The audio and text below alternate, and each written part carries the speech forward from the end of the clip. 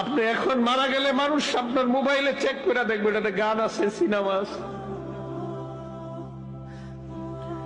গান cinema mobile থেকে delete করে দেন, তওবা করেন।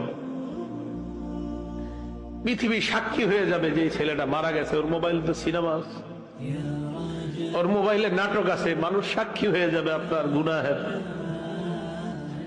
মোবাইল থেকে আপনি গান ডিলিট করে দেন, নাটক ডিলিট করে দেন।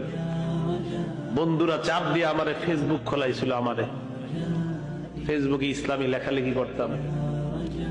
কিছুদিন পর বুঝতে পারলাম এখানে সময়ের লেখালেখি যদিও আমি করি, মানসিক যুদ্ধে লিপ্ত হইতে হয় ফেসবুকে। মানুষ পক্ষে লেখে, বিপক্ষে লেখে।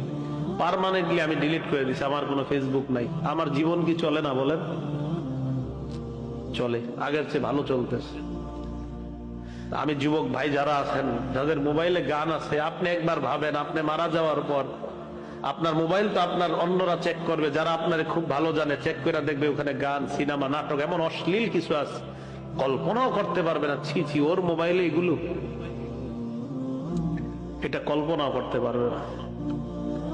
আবু ওয়াইল মাথাটা নিচের দিকে দিয়ে বলে যে গান অন্তরে মুনাফিকি সৃষ্টি করে, গান নেফাক সৃষ্টি করে।